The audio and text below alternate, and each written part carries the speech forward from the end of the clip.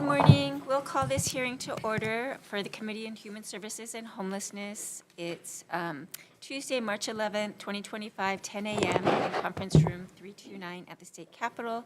My name's Lisa Martin. I have here Vice Chair Ikaika Olds, and we have members Takenouchi, Kyohokapu Liloi, and Amato with us today. And we'll move right into our agenda, starting with SB 281 SD1 relating to torture, which defines and prohibits the offense of torture and makes it a Class A felony. And here to testify today, we have first up the Office of the Public Defender in person. Is the Public Defender here? Okay, maybe not. Moving on to the Department of the Prosecuting Attorney, Sitting County of Honolulu.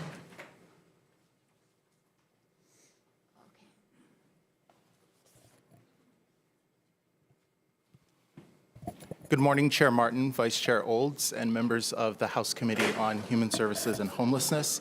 I'm Daniel Hugo for the Honolulu Prosecutor's Office, testifying in support of SB 281. Without comment on specific cases that have been reported in the media, it is common knowledge that some murderers torture their victims to death and that sometimes those victims are children. And some may seek to assure you that murderers who torture children to death already face stiff sentences. You should reject that cold comfort for two reasons. First, victims of torture deserve protection from the law while they are still alive. And second, the criminal law is not simply a mechanism for assigning penalties to lawbreakers. It's not a scoring system. Closure for victims and survivors, accountability before the public, demands as accurate an account as possible of what the defendant thought and did. Torture is qualitatively different from assault. Homicides by torture are qualitatively different from other homicides, and the law should acknowledge that difference. Now, some may say that our law already offers adequate remedies, and that is not so. Our written testimony covers this exhaustively, and I'm happy to answer any questions from the committee regarding any aspect of this bill. The starvation provision is essential, and we ask that the committee restore the original language. Our proposed language tracks the animal cruelty statute, and we believe that the protections for tortured humans should be at least as vigorous as those for tortured animals. I'm joined here today by Prosecuting Attorney Steve Alm, HPD Chief Arthur Logan, HPD's Homicide and Strategic Enforcement Detail, and the prosecutor's Felony Domestic Violence and Child Abuse team. For us, victims of torture are not an abstract legal puzzle. We've seen their faces, we've heard their voices, we know their names. And even should this bill pass, we must walk the lonely road of proving these cases from crime to punishment. This bill takes the first step. The long struggle against the oppressor's wrong and the law's delay remains to be pursued. But give us the tools and we will finish the job. Thank you very much. The Office of the Public Defender?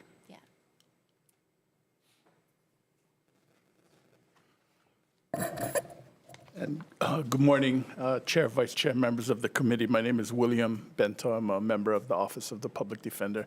Thank you for recalling me. I just want to point out that we're not in opposition to what the purpose of this bill is and the statement that it makes. However, we do have some concerns as far as the way the language in the bill is proposed. We do believe that we're going to have issues at a trial involving these cases, and I've outlined some of that in our testimony.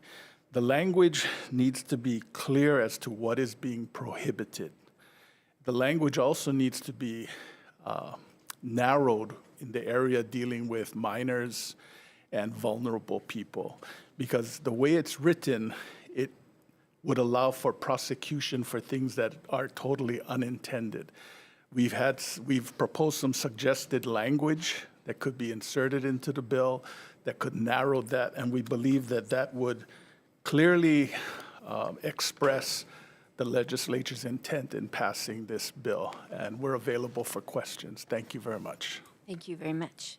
Next up, we have Department of Prosecuting Attorney Steve Alm. Did you also want to speak? Thank you. Good morning, Chair Martin, Vice Chair Olds. The prosecutor stands in strong support of the torture bill. We thank the Senate for passing it out. The one area we do have a problem with is the elimination of the torture, of the starvation part of it. And there are other statutes, and police do run into situations, as was said, to be blunt, if the kid has been killed and murdered, we can prosecute that right now. But if they've been starved right now and they haven't been hit and they don't have bruises on them, we may have a real hard time charging them. We can we look at endangering the welfare of a minor. That's a misdemeanor. And the public defenders are free to bring motions for insufficiency of the evidence, as they are free to do that in every case. And how often does that happen? Never. So we think this is clear. We've been dealing with this with the cruelty to animal statute for decades. So we appreciate the effort. We just would like to try to make sure the starvation part of it is put on there. I know for members of the public, they have a hard time believing that people do this to their kids or to foster kids or people in their care. We see it, unfortunately, too often. Thank you. Thank you very much for coming today. Next up, we have the Honolulu Police Department in support.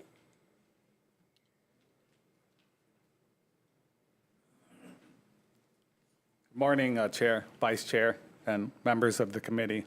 I'm Captain Vince Legaspi from the Criminal Investigation Division of the Honolulu Police Department. HPD strongly supports Senate Bill 281 relating to torture. We stand by our written testimony, and I'm here to answer any questions. Thank you very much for coming. Thank you. Then we had some late signups. Are these in person or on Zoom? They're in person. Okay. We have also Erica Candelario. Is Erica here? Oh, sorry.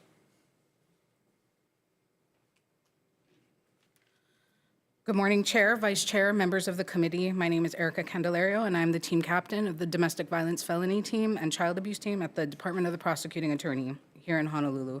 I am testifying in strong support of SB 281. We, alongside HPD's Homicide and Strategic Enforcement Detail, all of whom you see here, are the collaborative team that prosecutes many of these child torture cases. These cases are unfortunately not as rare as you may think. They are also extremely difficult to investigate and bring forth charges. They require hundreds of hours of investigation, sifting through digital evidence, conducting interviews, and obtaining medical information. From our collaboration with experts such as the Behavioral Analysis Unit of the FBI, we have actually learned as of late a lot about child torturers. We now know that they have a specific psychology which sets them apart from the average perpetrator of child abuse. They are what are called non-sexual sadists, or everyday sadists, who often have the dark triad of personality disorders, Machiavellianism, psychopathy, and narcissism. To put it succinctly, they are motivated, even determined, if you will, to humiliate, break, and destroy the will of their child victims. They are often willing to expend extreme time, money, and effort to create environments and conditions specifically designed to do so. They are highly manipulative and extremely skilled at evading detection. This psychopathology creates a complex web of crimes that are not so easily categorized by our current laws. Starvation is a type of torture that is predominant in these cases, and so we are also asking that the starvation provision be reinstated from the original bill. Starvation leaves no visible injuries and provides maximum amount of suffering to its victims. It is important for me to tell you that these people who intentionally starve their children are not poverty-stricken. They are not withholding food and water because they just cannot afford it. These are people who have ample means and are choosing to intentionally starve and hurt these children. Respectfully, please give us the tools to hold these perpetrators accountable. Without it, we are failing to protect children. Thank you, and I will be available for questions. Thank you very much. Next up, we have Kaimi Mead.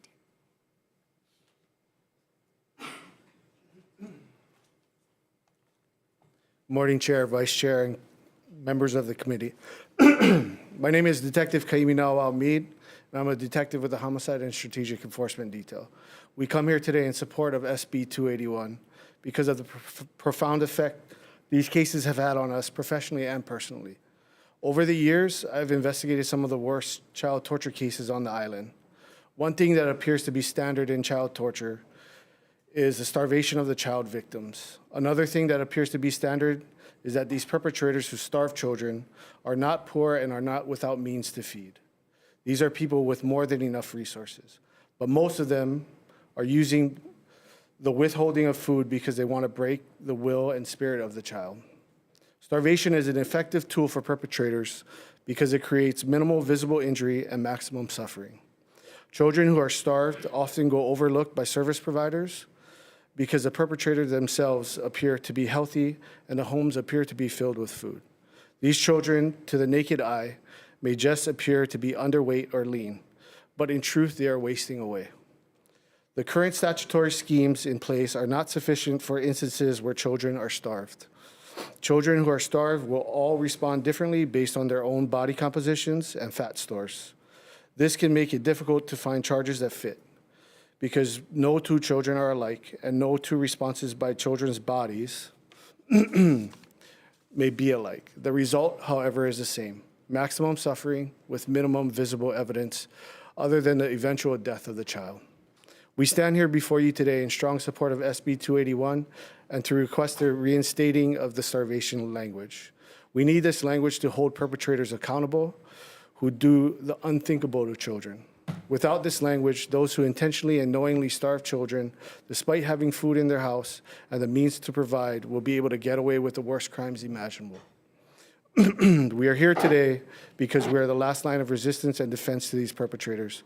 And all the investigators of these cases, we humbly ask you to give us the tools we need, the laws we need to be successful to hold these perpetrators accountable.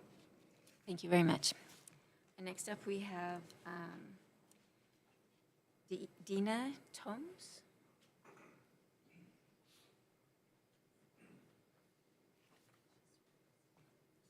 Good morning, Chair, Vice Chair, members of the committee. I'm Lieutenant Dina Tamis of the Homicide and Strategic Enforcement Detail. HPD supports Senate bill. As you can see, my detail is here in strong support of the bill.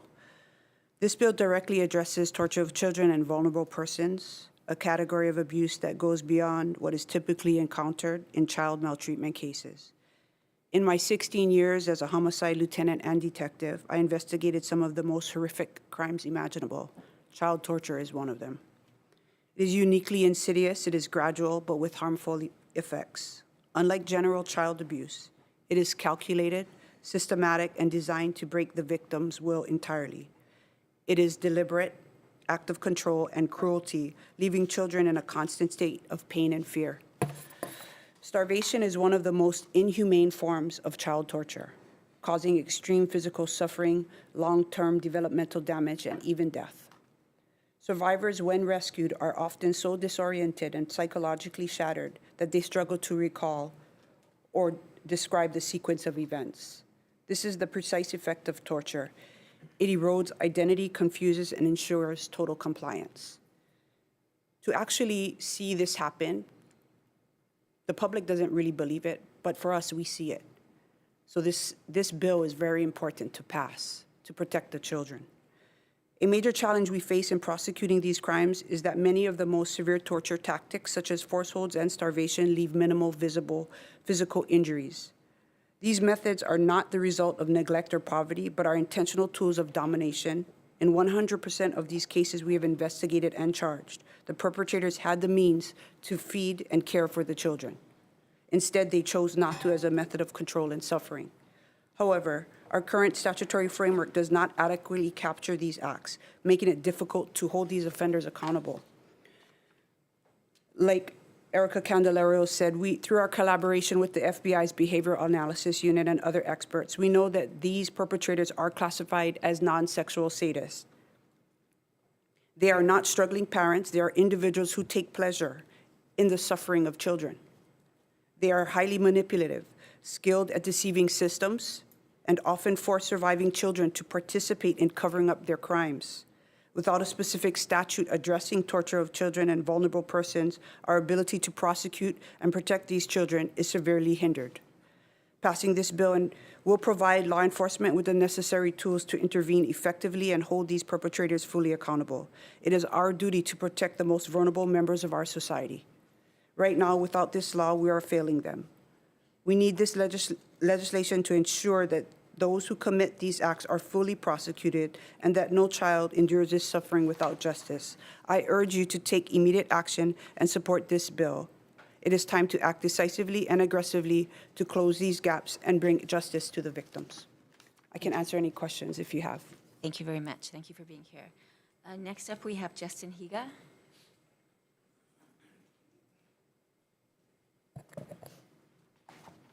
Good morning, Chair, Vice Chair, and members of the committee. My name is Justin Higa. I'm a detective with the Home Police Department. I'm currently assigned to the department's homicide detail.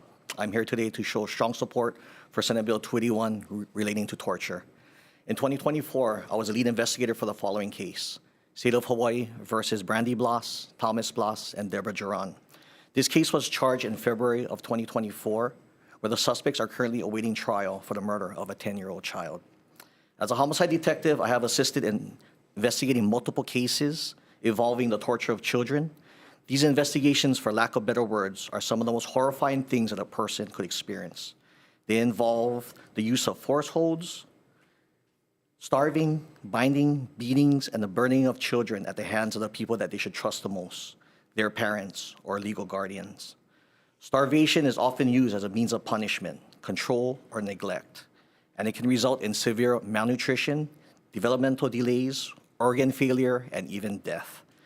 One of the things that we have seen as investigators is that there is a gaping hole in the law regarding some of the torture that children are subjected to, specifically with regards to starvation, fluid restriction, forced exercise, subjected to unsanitary conditions such that they are in their own feces and placed in force holds.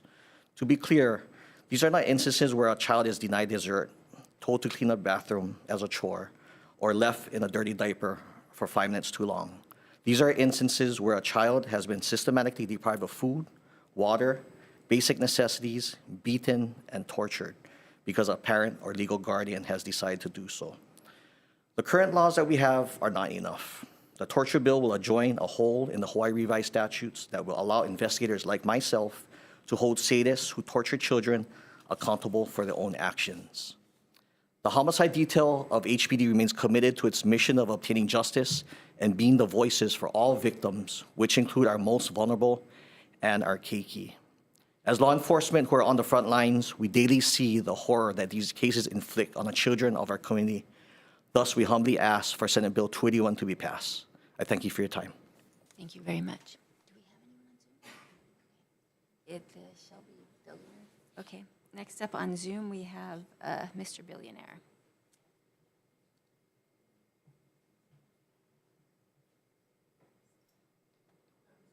Oh, not responding. I'm here. Okay. Hold on. Check. Hello. Yeah, we hear you. Go ahead.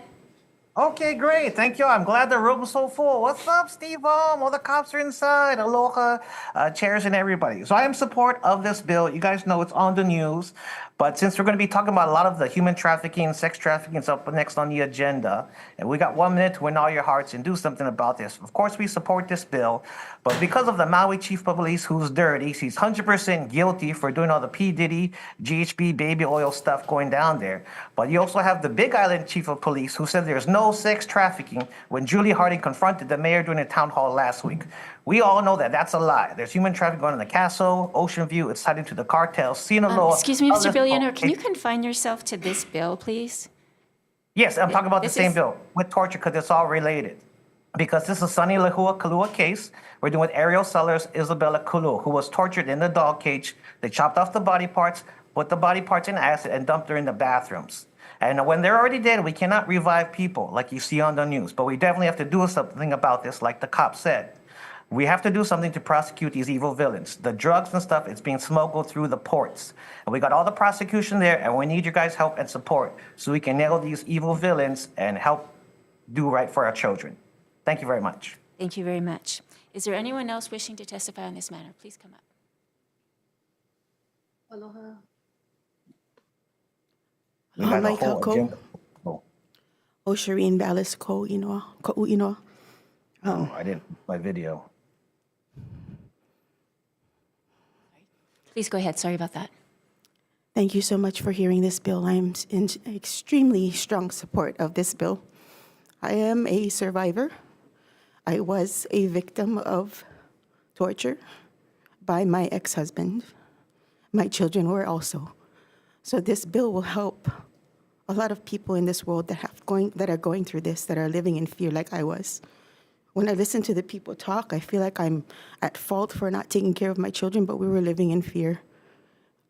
Tortured, beaten up to the point where you cannot breathe. But I had to be there for my children. So I kept on living, and I kept on putting myself in place in the middle of the children. But you know, when the police came the first time, they told me, oh, you got to take your child to CPS.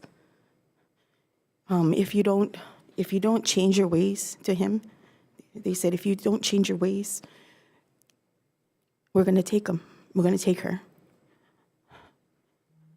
Ultimately, he said he was going to change his ways, and he never did. He is a narcissist, a gaslighter, all the things you can think of, despicable. I'm not here to bash him, though. I'm here to tell you that it's a mental health issue. We need to work on this, and we need to get the resources to help these people who have those mental health issues.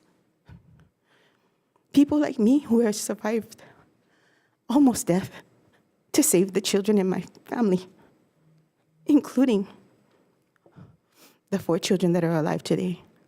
I was unable to save the 13 children that he punched in my belly or told me to go get an abortion for because he didn't want to have the children. I have to be brave for all the people out there who cannot speak. And I'm here to tell you guys, we live in fear. We cannot rely on the police right now because they walk away from it. They don't have really a way to help us. Because if he goes to jail tomorrow, he's going to come right back into the home the next day because that's what happens. So please, please pass this bill. Thank you very much for being here today. Is there anyone else who wishes to testify on this measure? Please come up.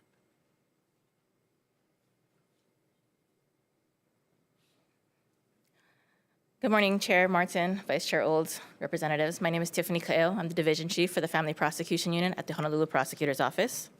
Thank you for the opportunity to testify on this important bill, SB 281, a timely subject matter.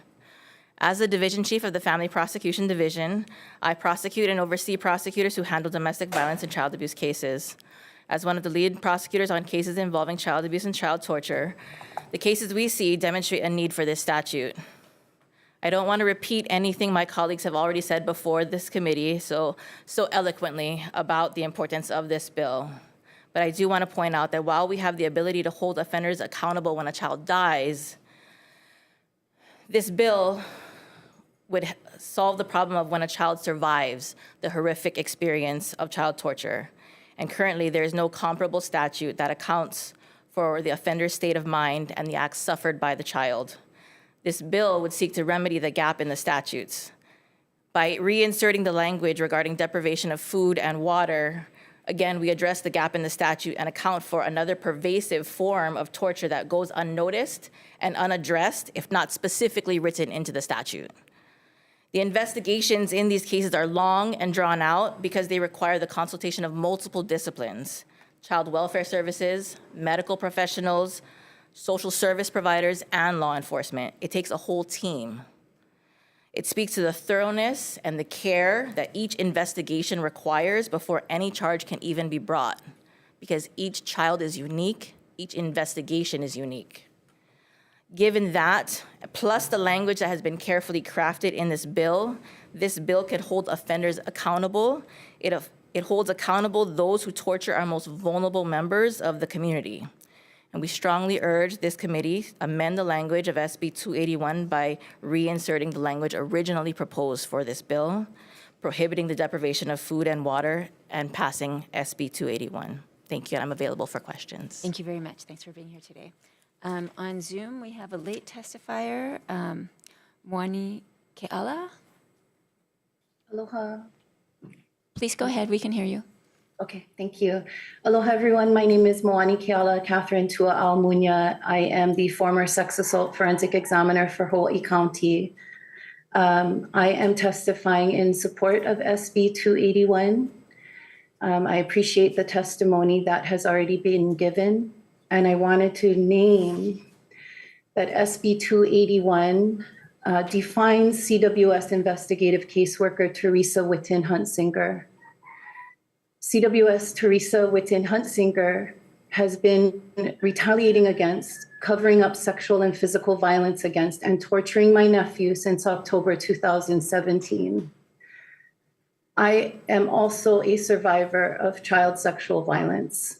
And the reason that I'm speaking up so, I'm trying to leave no stone unturned for my nephew.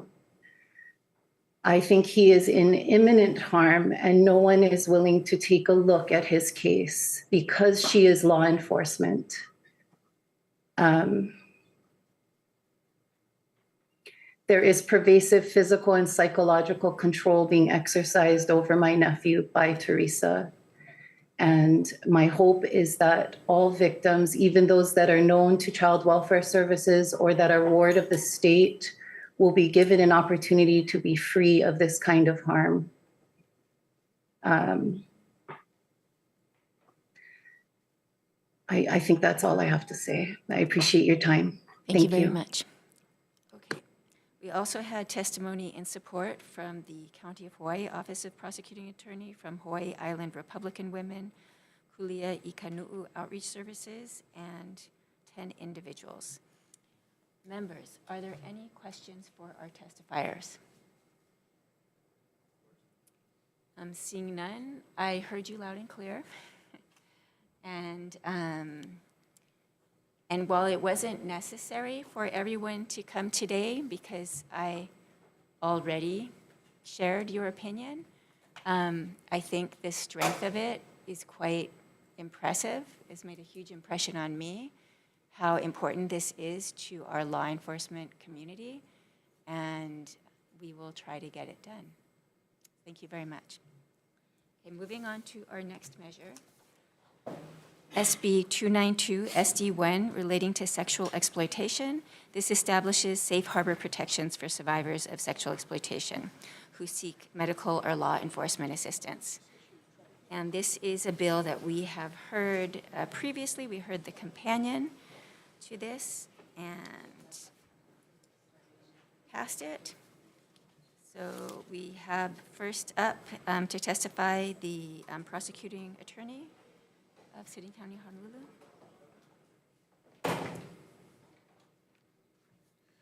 Good morning, Chair, Vice Chair, members of the committee.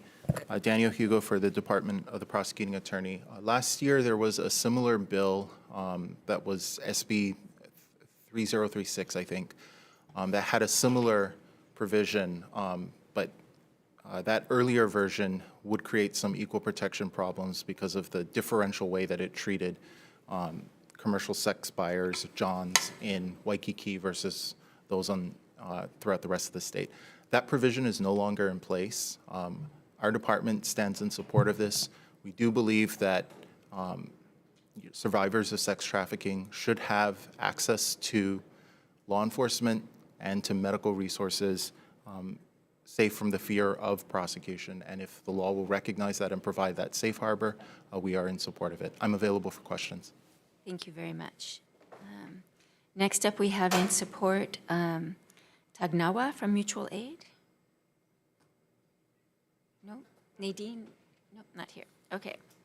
And Mr. Billionaire, are you still there on Zoom? I'm here. I can push the video now. Okay, it's working. You can see me.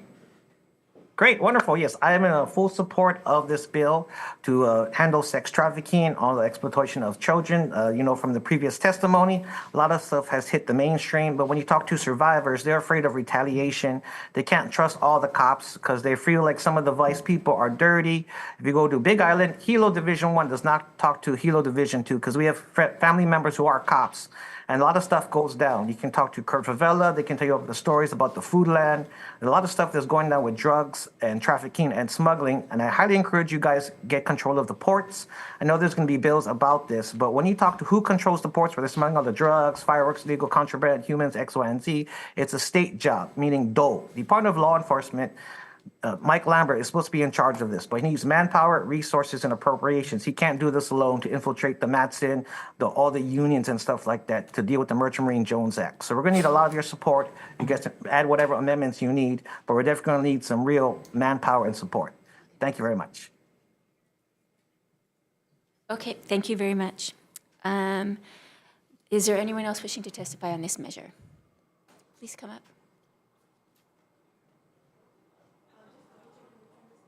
Well, this is the one about safe harbors for sex workers.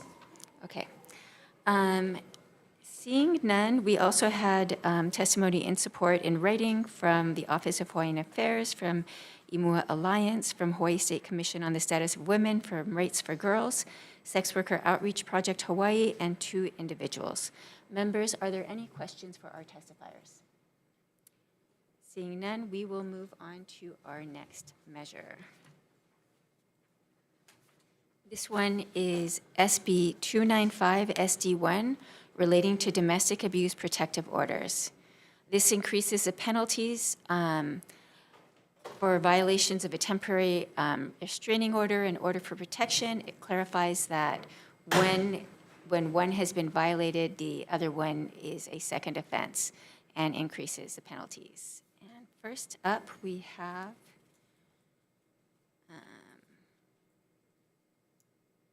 bear with me.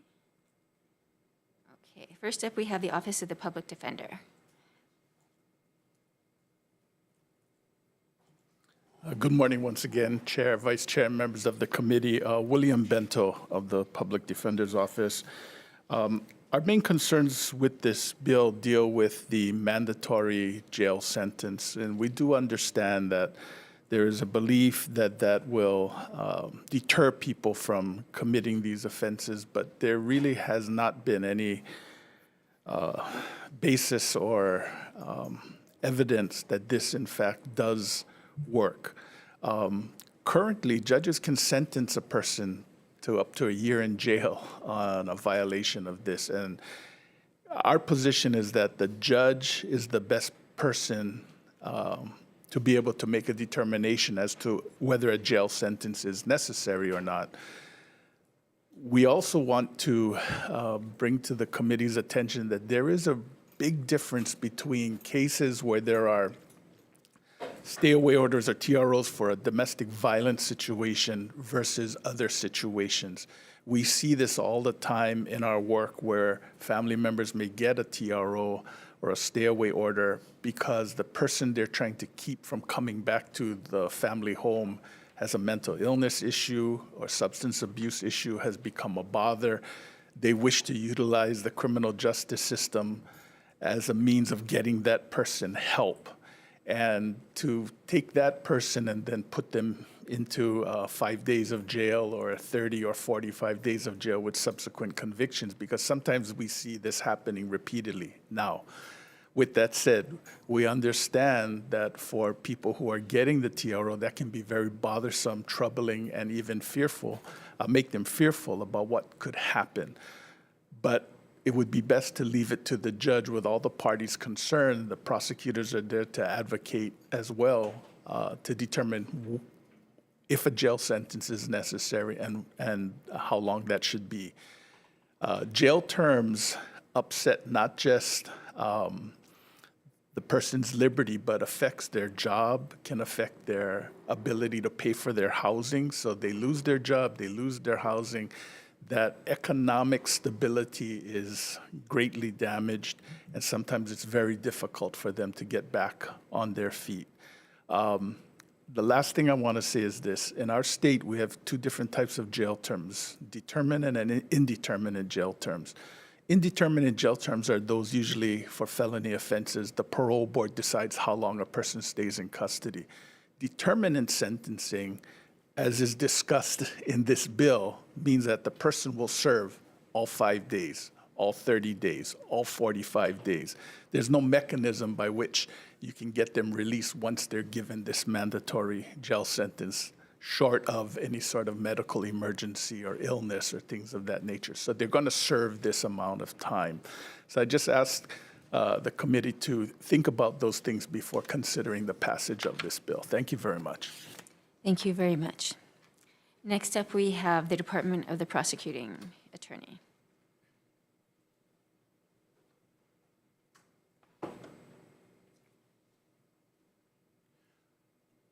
Good morning, Chair, Vice Chair, and members of the committee. Daniel Hugo for the Honolulu Prosecutor's Office. In our legislative package, we submitted a similar bill that kept the current mandatory minimums in place. We don't have in principle any objection to extending those to 5 days as opposed to 2.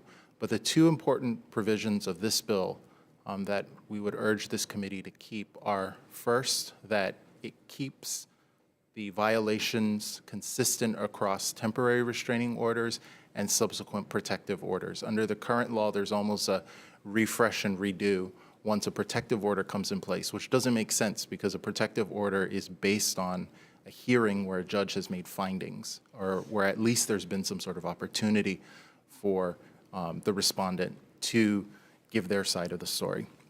The second important provision that's important here is that it removes the distinction between non-domestic and domestic abuse. We believe that a better way to handle these cases is to charge the separate crimes that would constitute domestic abuse, because that gives a much more accurate record as opposed to the current hybrid method, which then requires us to also track the domestic versus non-domestic abuse history if we're charging subsequent offenses. And sometimes that can be difficult if we don't have access to those records. Many of these cases are charged between 11 p.m. and 3 in the morning, which also happens to be the times that the judiciary's information management system is down. And if all of the offenses have occurred in Honolulu, that's not much of a problem for our office.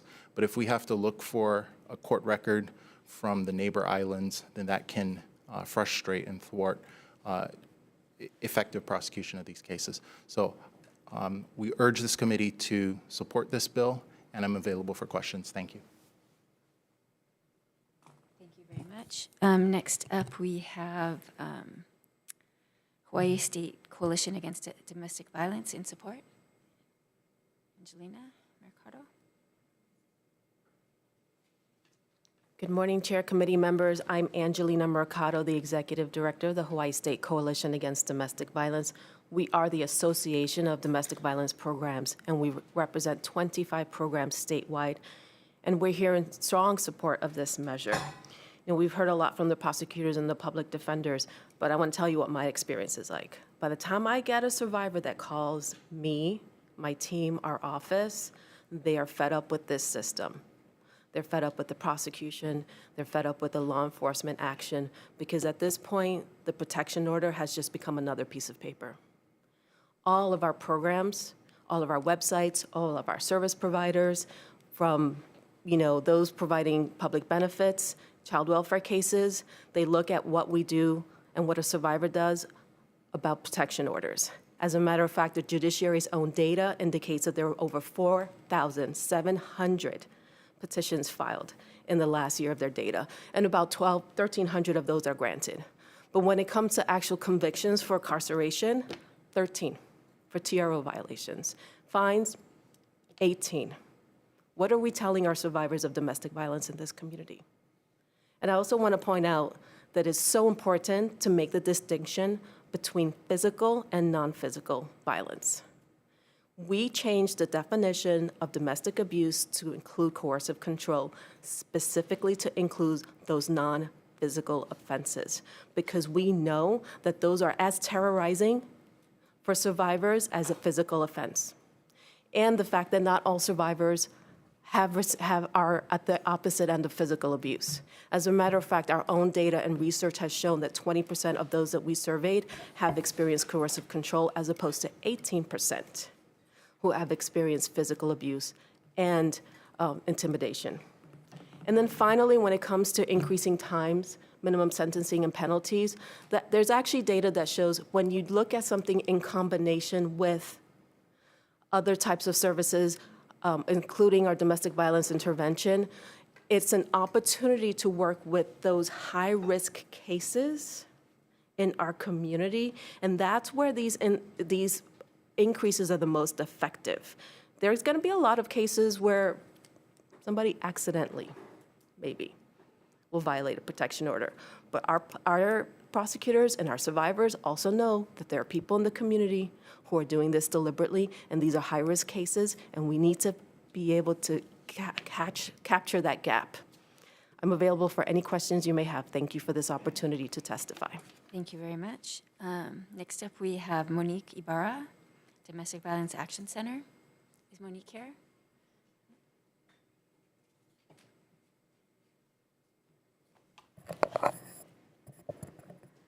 Aloha and good morning, Chair Martin, Vice Chair Olds, and members of the committee.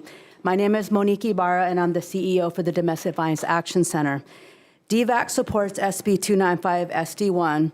We support strong policies and legislation that ensure effectiveness and reliability of protective orders for survivors of domestic violence. Domestic violence is a pervasive issue that affects individuals, families, and communities, and it is crucial that survivors are provided with the tools and resources they need to feel safe and supported in rebuilding their lives.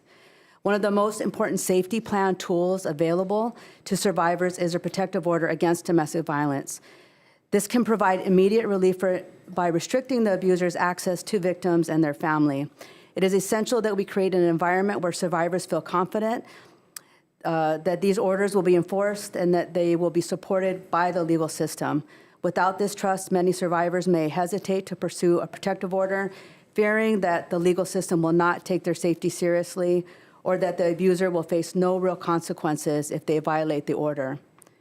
For these orders to be effective, survivors must have confidence with law enforcement that they'll respond appropriately to violations, and that courts will take matters seriously, and that there will be real accountability for those who violate these orders.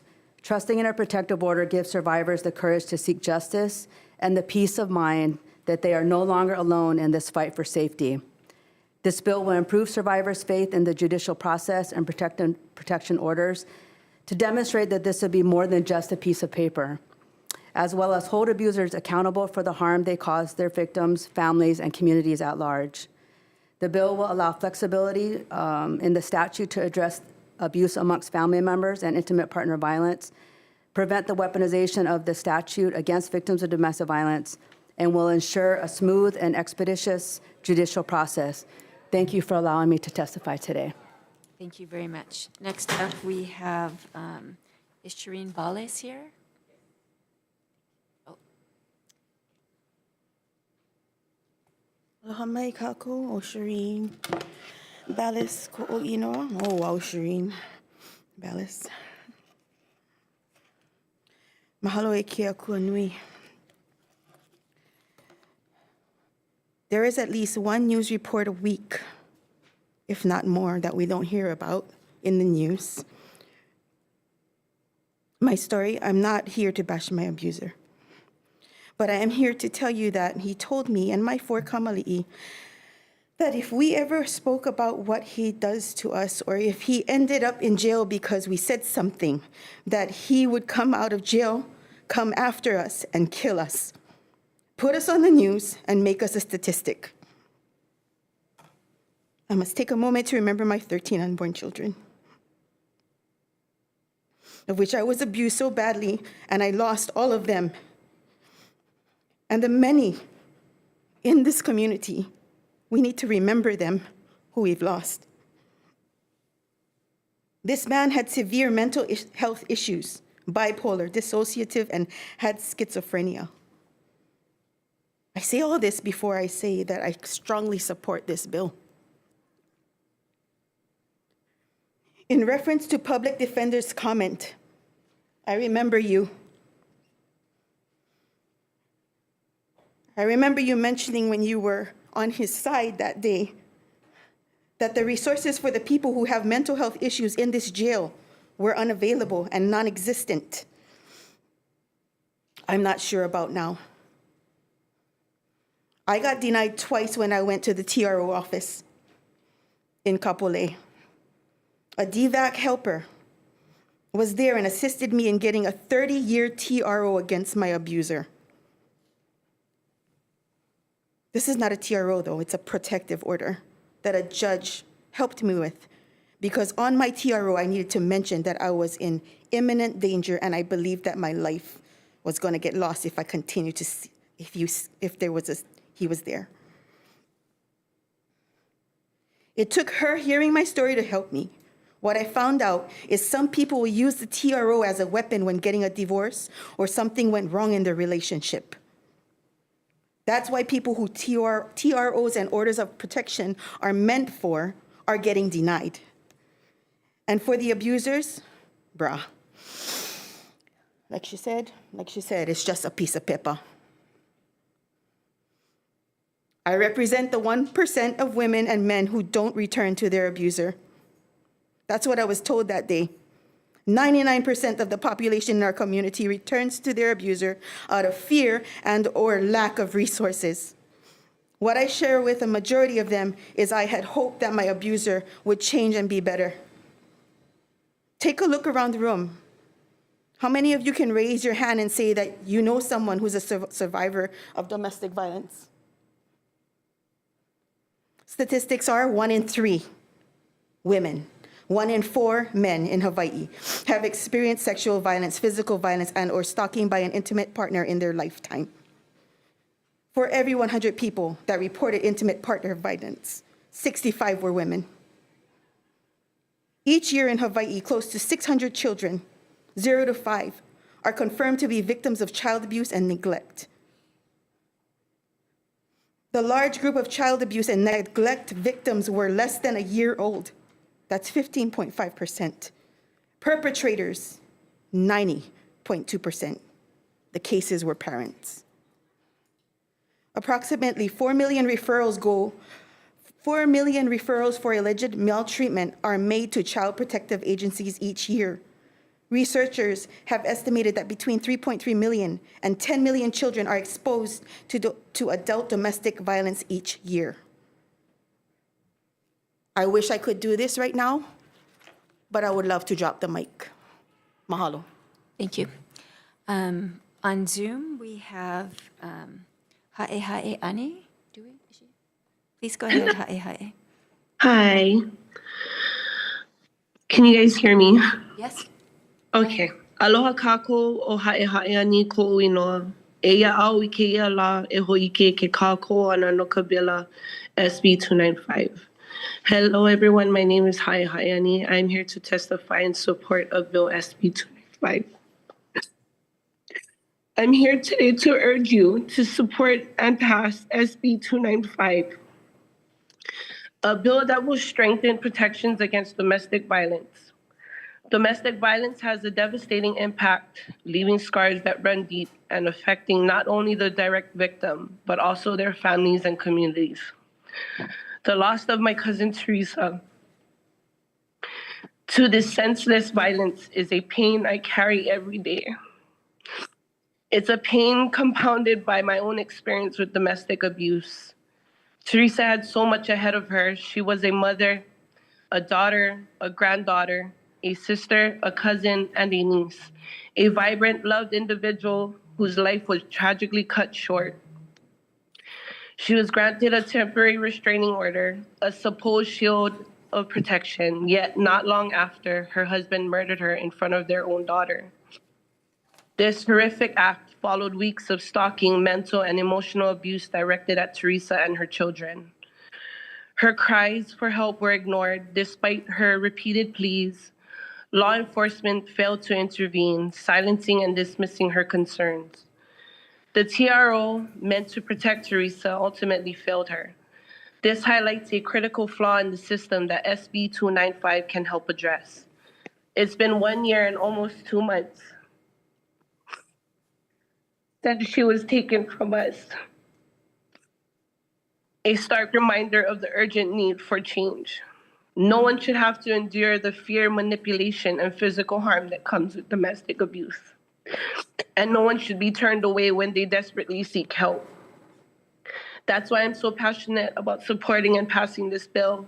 This bill represents a crucial step towards creating a safer environment for victims of domestic violence. By implementing harsher punishments for offenders, SB 295 aims to deter these crimes and hold abusers accountable for their actions. We can't afford to lose any more loved ones to domestic violence, especially when it intersects with gun violence, as it so often does. This bill offers a chance to prevent such tragedies. SB 295 increases penalties, will send a strong message that our community will not tolerate this behavior. Beyond punishment, SB 295 is about creating a safe space for victims. It's about giving them a voice when they feel they have none. My own experience with the legal system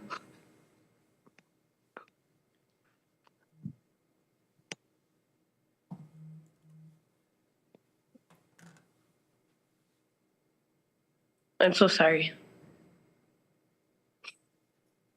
That's okay. We understand your strong support and I appreciate you testifying with us today. Thank you very much. Thank you. Beyond punishment, SB 295 is about creating a safe space for victims. It's about giving them a voice when they feel they have none. My own experience with the legal system highlighted the urgent need for change. Despite presenting ample evidence, photos, text messages, emails documenting the abuse I suffered, my ex-husband continued to stalk me, harass me, and mentally and emotionally abuse me, even after I was denied a TRO.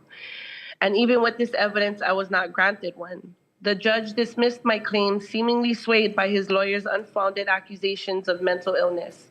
This is unacceptable. We need judges who practice discernment and officers who uphold and enforce the laws designed to protect victims, like the TRO that failed Teresa. SB 295 can help ensure that justice is served and that victims are heard. SB 295's provisions for victim support services are crucial for this. Passing SB 295 will send a powerful message. Our community does not condone domestic violence. It will send a message that every violator will be held accountable and punished to the full extent of the law. This bill isn't just about legislation. It's about creating a culture where domestic violence is no longer tolerated and where victims are supported and empowered. It's a step towards healing, justice, and preventing further loss. So I implore you, for Teresa, for myself, and for all victims of domestic violence, please support and pass SB 295. Lives depend on it. Mahalo nui ya oko no ko oko manawi ha'awi mai ai. Ya mako e o lelo ai ho'olohe ia. Thank you all for your time in allowing us to speak and be heard. Mahalo, Lucita. Next we have the Judiciary, State of Hawaii, with comments. Hawaii Children's Action Network speaks with written testimony and support, and 40 individuals with written testimony and support. Is there anyone else wishing to testify on this measure? Yes, please. I'm here. It's Lucita. Lupita, hold on. We have some people in person.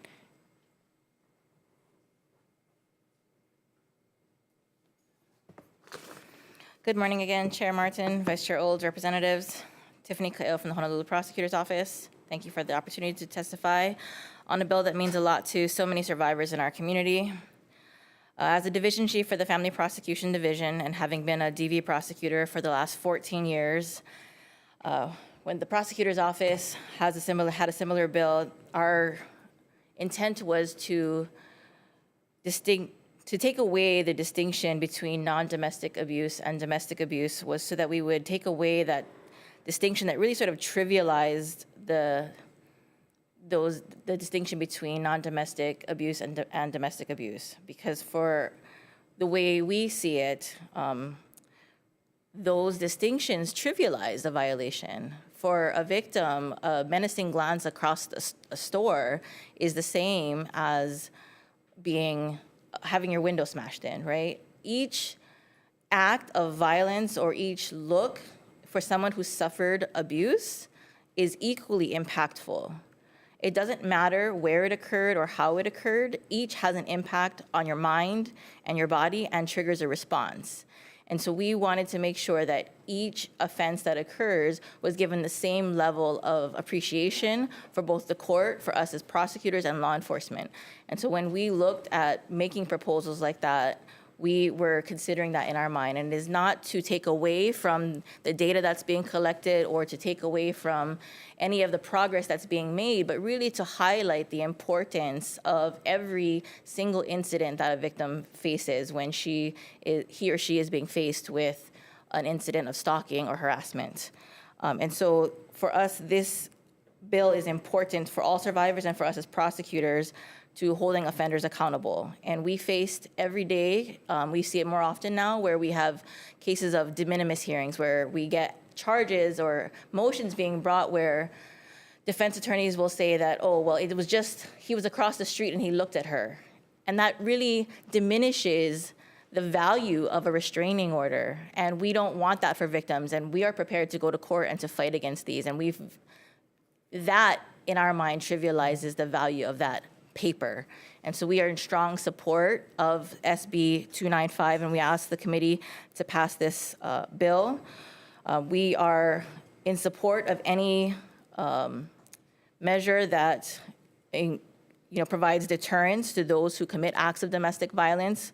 So we are not opposed to increasing the penalties. The reality of what we see is the court gives out minimal sentences as it is, generally speaking. And so this would give the courts an opportunity to really consider what is an appropriate punishment for those who not only violate the rights, what victims expect to feel safe, the safety of a victim, but also the court's orders, an order by a judge that this person who is out and about in our community could not follow. And so for those things, we ask this committee to pass Senate Bill 295. Thank you very much. Is there anyone else wishing to testify? Come on up.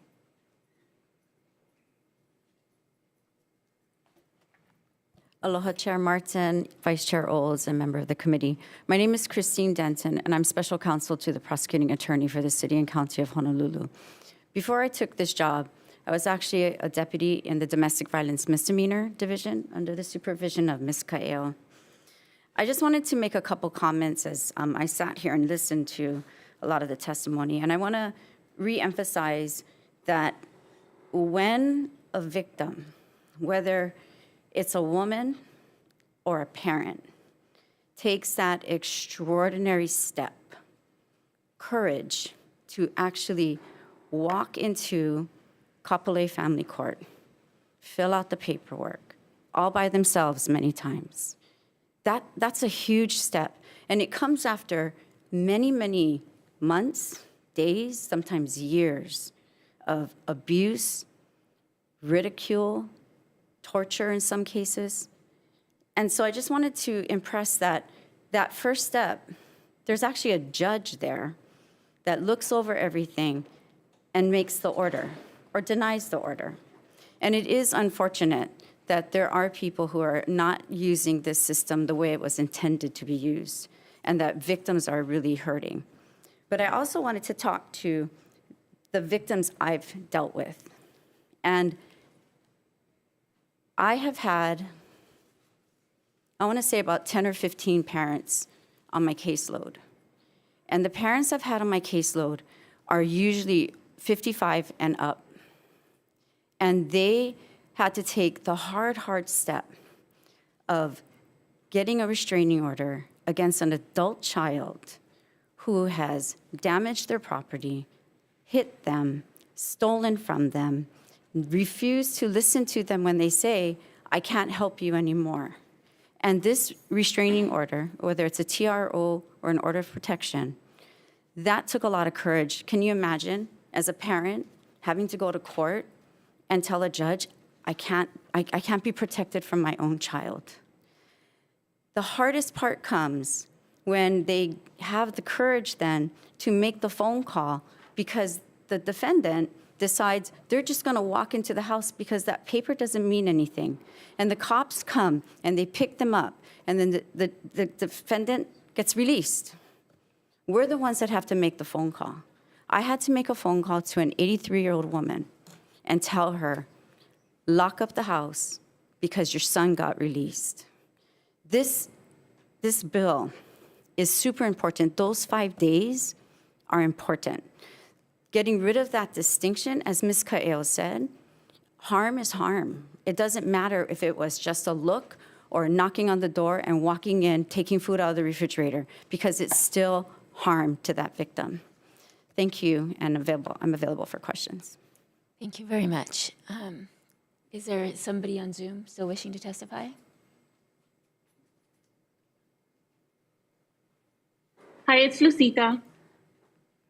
Lupita, can you give us your last name for the record? Anini Hoa. Go ahead, please. Hi, thank you. Good morning. And Aloha, I'm good gonna- morning. Oh, yeah, go ahead. Can you hear me? Yeah. Okay. Chair Martin, Vice Chair Olds, and members of the committee. My name is Lucita. I am the mother of Teresa Cachuela, who was shot and killed by her husband on December 22nd, 2023. I strongly support this bill. Sorry, I was listening to everybody else's testimonies, and it kind of got me emotional. I strongly support this bill because with the increased time from 48 hours to 5 days, it would give the victim time to find the right resources that align with their needs. Now, there is not really a program that would meet everyone with a specific need, for example, housing, childcare, financial stability, mental health counseling. Teresa was discouraged from applying for state financial assistance by employees at the Department of Human Services, which is why she depended on her husband for financial support. She mentioned that a worker at the welfare office told her that if they find out if she's lying and she's still with her husband, she could be penalized. She got scared. She did not accept the $1,700 food stamps for which she was approved.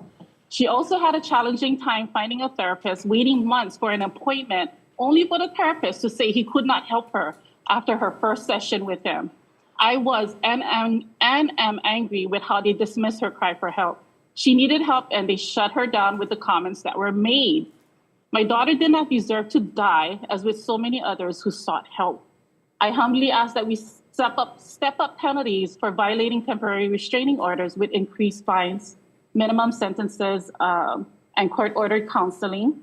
I support increased fines to hopefully assist with more funding and other support for survivors struggling to leave their abusers.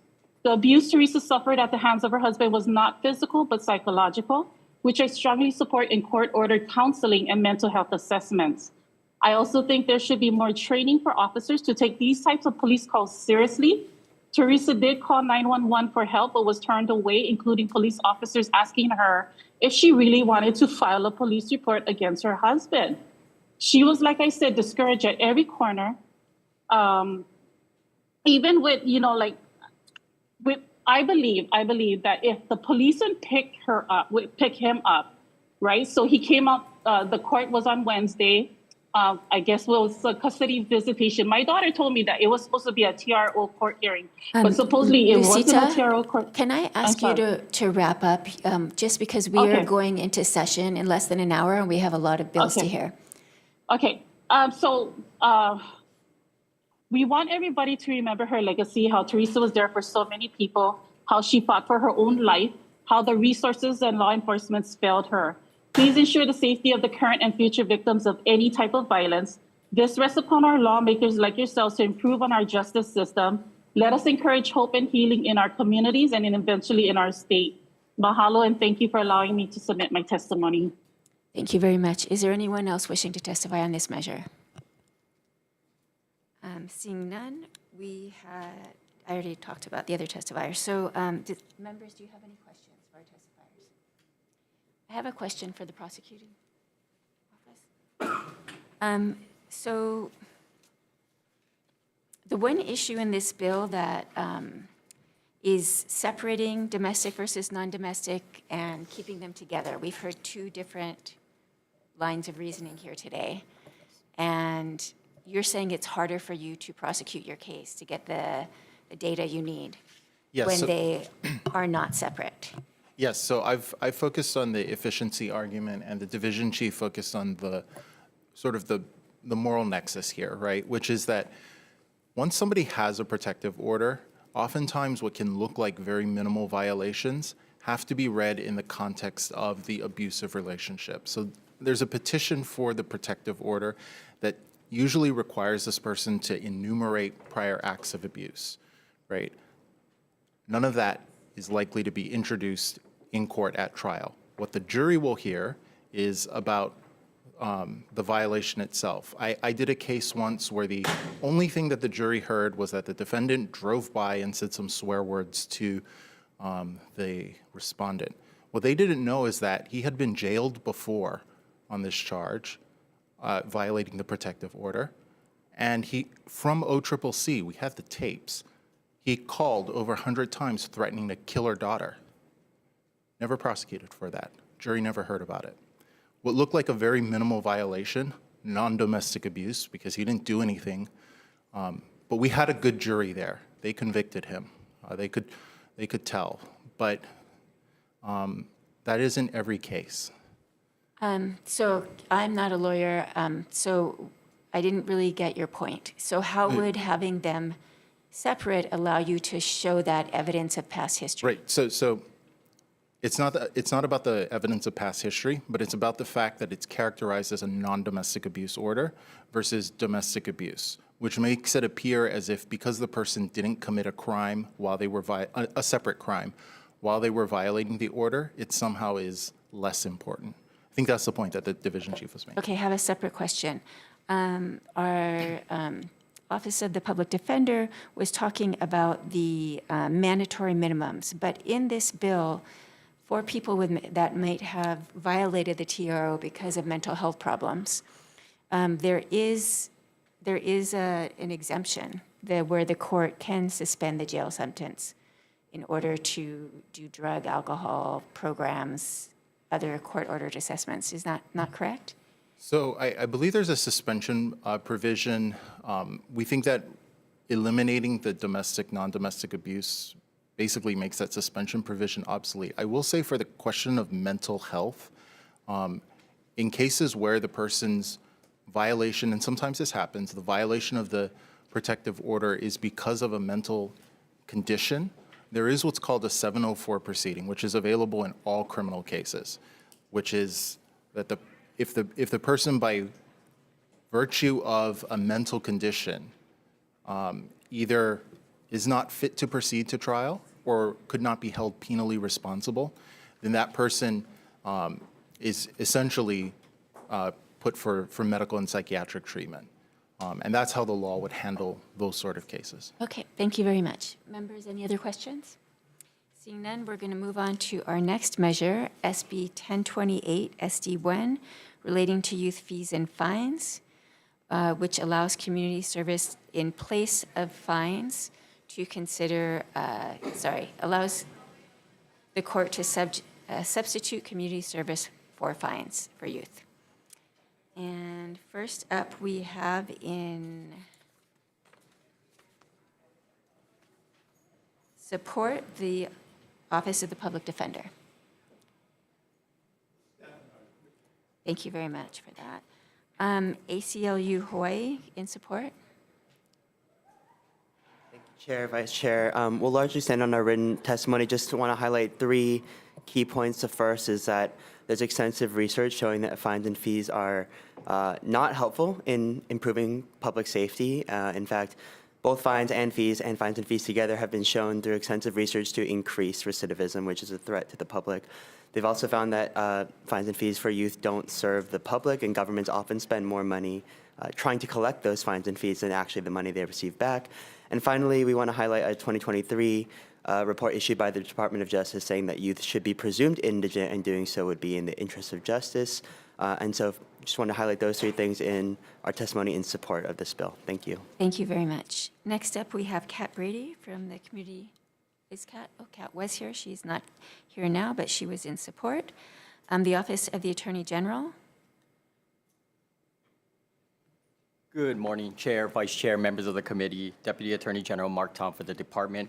Department just provides comments for Senate Bill 1028 SD1. The department takes no position whether a community service should take the place of assessments of fines and fees. However, We just point out in our testimony the potential title issue, and we'll be here for any questions. Thank you. Thank you very much. Next up, we have the Juvenile Justice State Advisory Council on Zoom, not present, with comments. Oh, no, that was in support. We have Debt Free Justice Hawaii on Zoom in support. Go ahead, Cameron. Aloha Mayakako, Chair Martin, Vice Chair Olds, and committee members. I'm Cameron Clark, co-coordinator of Debt Free Justice, the national campaign to eliminate court-ordered fines and fees against youth.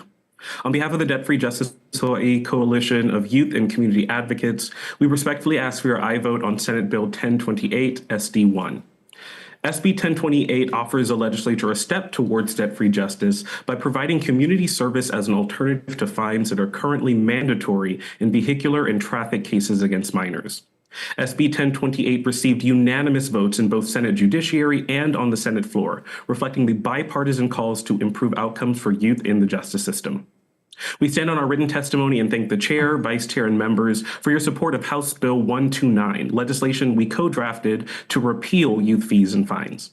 We respectfully request that the committee consider including provisions from HB 129 into Senate Bill 1028, specifically its provisions to discharge outstanding debt owed by youth and families. SB 1028's scope could also be expanded beyond the Vehicles Code to ensure that community service is an available option for any fee or fine ordered against minors in Hawaii. We wish to offer brief comments in relation to other testimony submitted here. We thank the Attorney General for their comments and engagement on this issue. The bill's title, quote, relating to youth fees and fines does not subject it to constitutional scrutiny. In their testimony, the Attorney General bolds the word "and" as if to indicate that this alone violates the Constitution. In 2013's Villain versus Marriott Hotel Services, the Supreme Court of Hawaii validated a bill relating to wages and tips of employees in the context of subject title requirements in Article 3, Section 14 of the Hawaii Constitution. The Supreme Court held, quote, to nullify legislation on the grounds that it was enacted in violation of the subject title requirements of the state constitution. The infraction must be plain, clear, manifest, and unmistakable. An infraction rising to this level is one in which the title tends to mislead or deceive the people or the lawmaking body as to the purpose or effect of the legislation, or to conceal or obscure the same, unquote.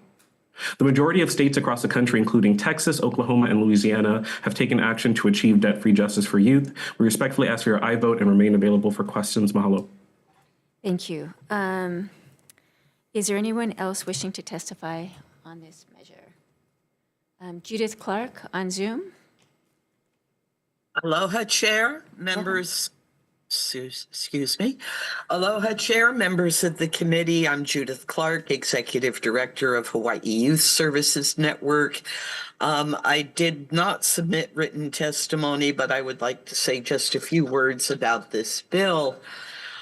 When fines are the result of a violation for a young person, for a minor, it is the family that would normally actually come up with the money to pay the fine.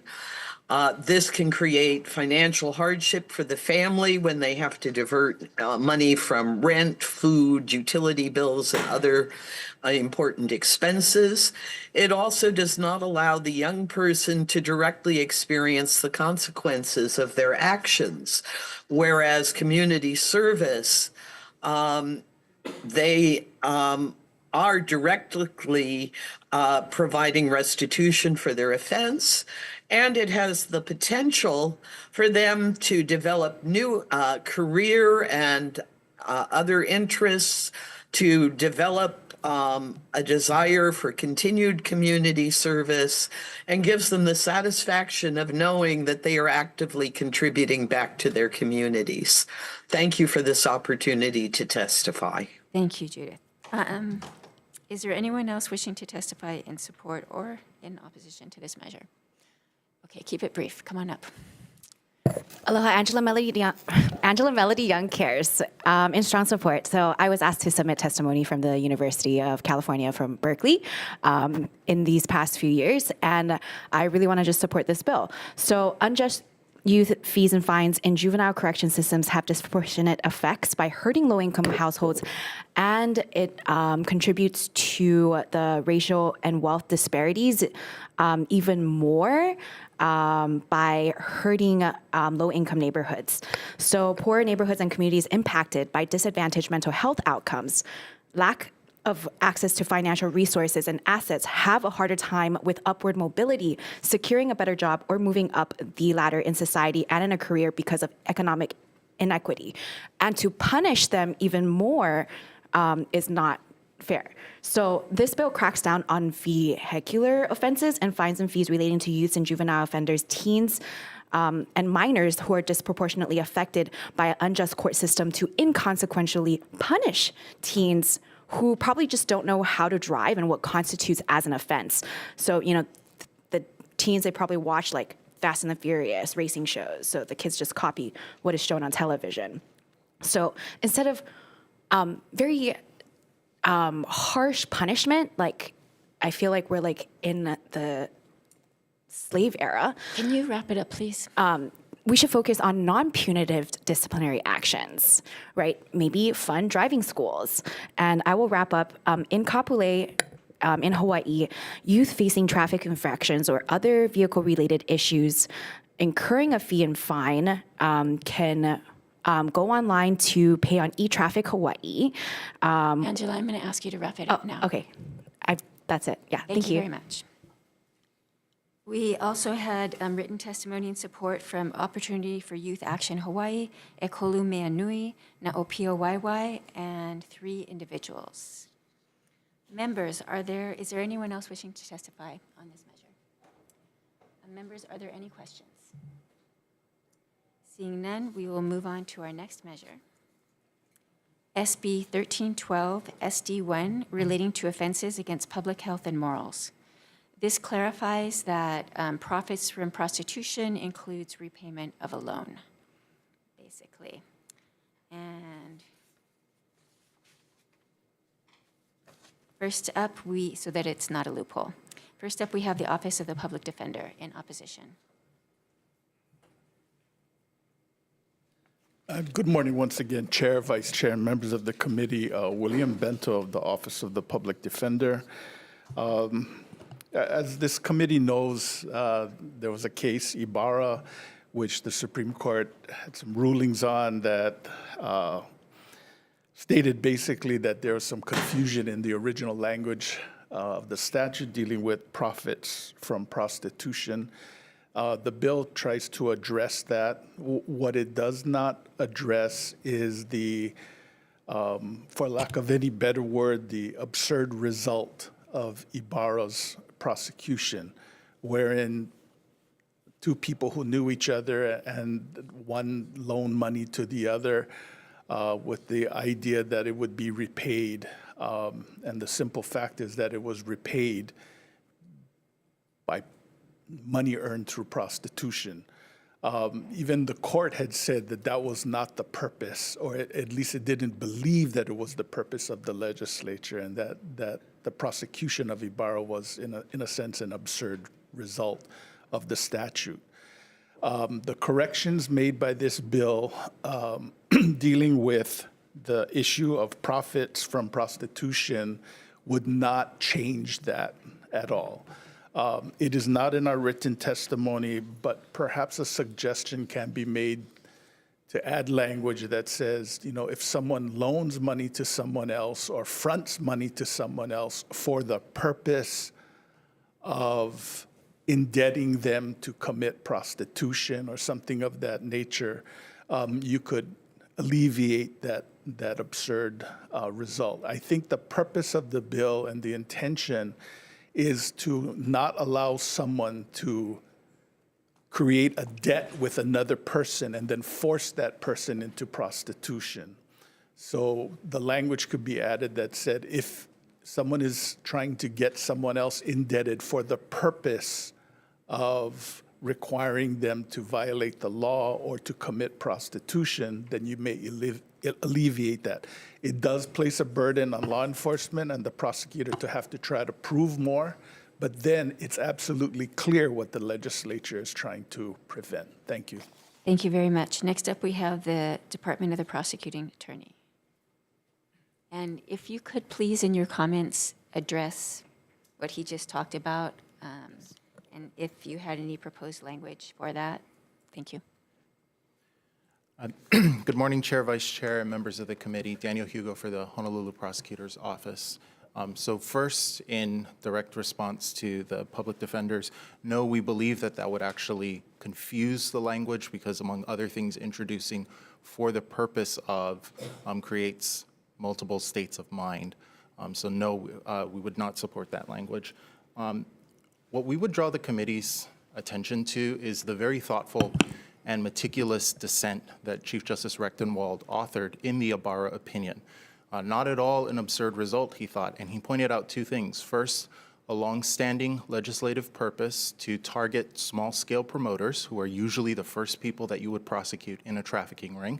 And second, the problem of prosecuting cases if there was debt bondage, debt structuring. This bill addresses both of those problems.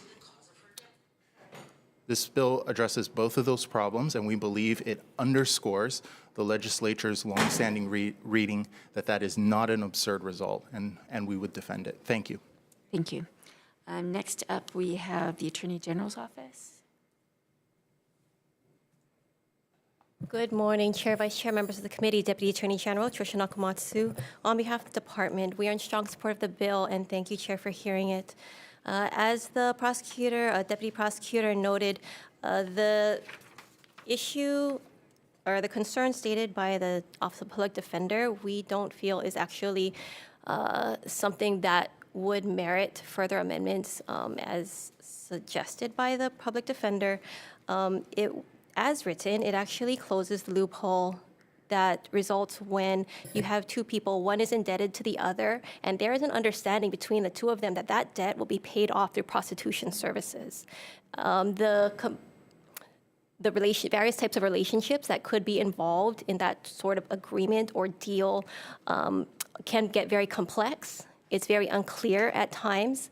I cannot say for sure that the relationship in State v. Ibarra was as simple as it looks on paper, one way or the other. But in any case, we do feel very strongly that this is a loophole that currently exists in the statutes. We feel that this would address the problem, and it is true. The dissent by Chief Justice Rechtenwald very clearly did state essentially what we've said, that this is a problem that should be addressed by the, we feel, is rightfully addressed by the legislature. Thank you very much. Next up, we have on Zoom is Mr. Billionaire. Are you present? I'm here. Please go ahead. So I'm in strong support of the bill, and just with the prosecution office, what everyone said, obviously you guys are smart in the legislature, and all the bills have to be worked in verbatim, but it sounds good to me the way it's written, because when you're dealing with people on the streets, obviously if they're being trafficked, extorted to pay off debt through pimps and other things, you're gonna have issues, but we have to be able to prosecute, because you're not looking at low-level criminals in Waikiki. You got huge cartels working Kona, other people with Sinaloa, you got the brown Russians in Waina, you got all kind of these hoodlums going with organized crime. So as long as you got the prosecuting attorney and the other officers on board, I'm pretty sure they just need your support to do the verbatim right. You can use AI or language, but I'm pretty sure you guys are akamai and smart enough to figure out the verbiage so we can bring justice for our kids and our family and Ohana. I'm pretty sure you guys can figure that stuff out. Thank you very much. Is there anyone else wishing to testify on this measure? We had written comments from Sex Workers Outreach Project Hawaii and support from 2 individuals in writing. Members, are there any questions of our testifiers? Seeing none, we're going to move on to our next measure, SB 952, relating to child welfare services. This is for a project in collaboration with the Department of Human Services and Office of Wellness and Resilience for a 5-year prevention pilot program to support families at risk of being involved with child welfare services. And first up to testify, we have the Office of Wellness and Resilience. Yeah.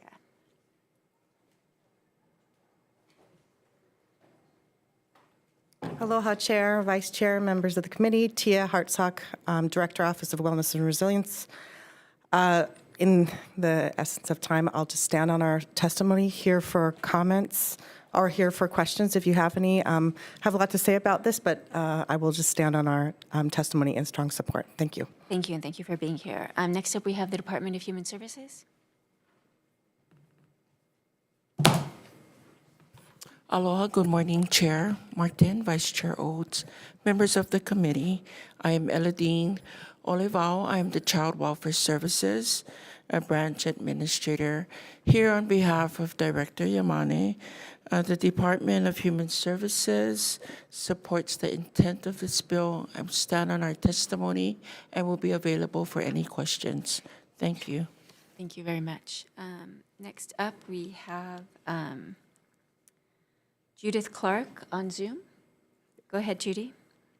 Aloha, Chair, members of the committee. I'm Judith Clark, Executive Director of Hawaii Youth Services Network, and we are in strong support of this bill. I serve as a member of the Hawaii Trauma-Informed Care Task Force. Over the last 3 years, this task force has developed a plan and strategies that will incorporate trauma-informed approaches to services provided to children, youth, and families. This proposed pilot project will move Hawaii further toward its goal of becoming a trauma-informed state.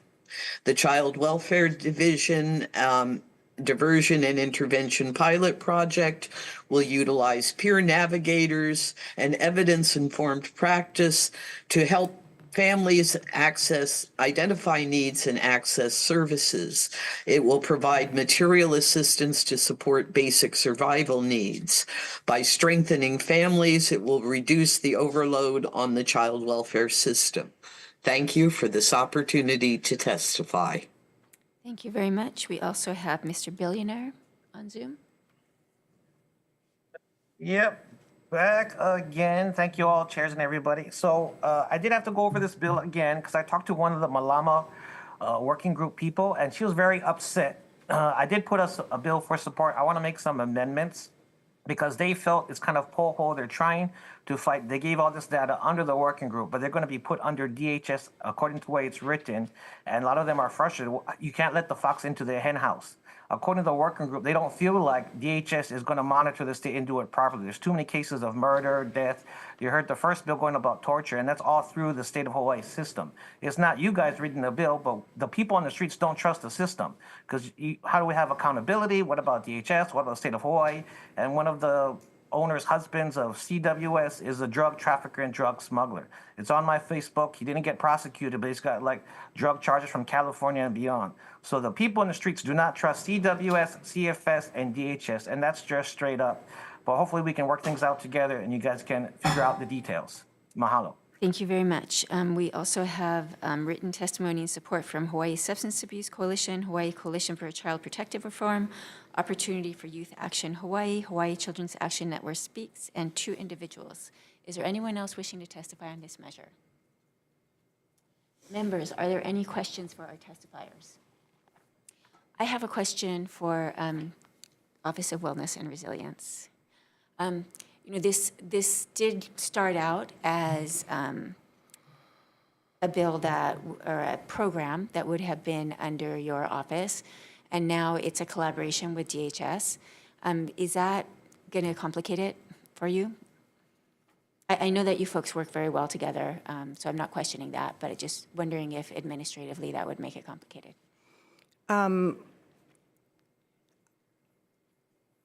I think because we're going to be administratively attached, it will be.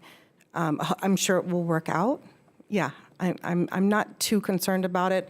We're going to stick as close as we can to the recommendations of the Malama Ohana Working Group.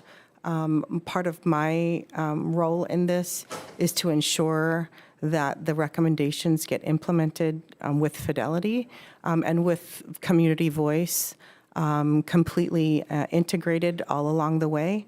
So my efforts will be to strictly stick to as much of the recommendations as they were created, as possible and to keep pushing forward for those recommendations to be implemented. Thank you very much. Okay, members, any further questions? Seeing none, we're moving to our last measure, which is SB 1609 SD1, relating to childcare. This requires Department of Human Services to establish contracts with a certain number and type of childcare providers so that they have a block of seats available for people in the preschool open doors program. And first up to testify with comments is the Executive Office on Early Learning. Thank you very much. We have next DHS in support. Thank you very much. Next up, we have Hawaii Children's Action Network Speaks in support. Hello, my co-chair and vice chair. My name is Chevelle Davis with the Hawaii Children's Action Network Speaks. I will largely stand on my written testimony in strong support, and also just want to mahalo the testifiers from earlier, to relive their trauma, and thank you all for holding the space to hear their testimonies. And I also do want to add that, after housing, the cost of childcare is the second leading cause as to why domestic violence victims or survivors are unable to leave their situation. So we really do need to create more pathways for people to get their children into affordable care so that they can get themselves and their children to safety. Mahalo. Thank you very much. Is there anyone else wishing to testify on this measure in person? Seeing none, we also had support in writing from the Early Learning. Oh, I'm sorry, I missed. Go ahead. Oh, thank you so much. So we also had written support from the Early Learning Board, from Parents and Children Together, from Early Childhood Action Strategy, from the American Association of University Women, and from 6 individuals. Members, are there any questions for our testifiers? I have a question for DHS. The essentially same bill that came through the House already, we had the pilot program having one full classroom at a licensed infant and toddler child care center and one licensed group child care center per county. This one has only one program. You folks were on board with that number when it was coming through the House. Are you still on board with that? Good morning, Chair. Thank you. Stacy Tonouchi Child Care Subsidy Program. Yes, we'd like to actually depend on the procurement process to see the level of interest from our child care providers. So based on that, we'd be... I saw your testimony changing the word shall to may, Correct. and I'm fine with that. Okay. But I would like to have more. Definitely. More of these going on in the counties, and the Senate has fewer. So I'd like to return to the House language, and I'm just checking to see if something has happened since we met. No. No. Okay, thank you very much. Members, are there any other questions? Seeing none, we will move to decision-making.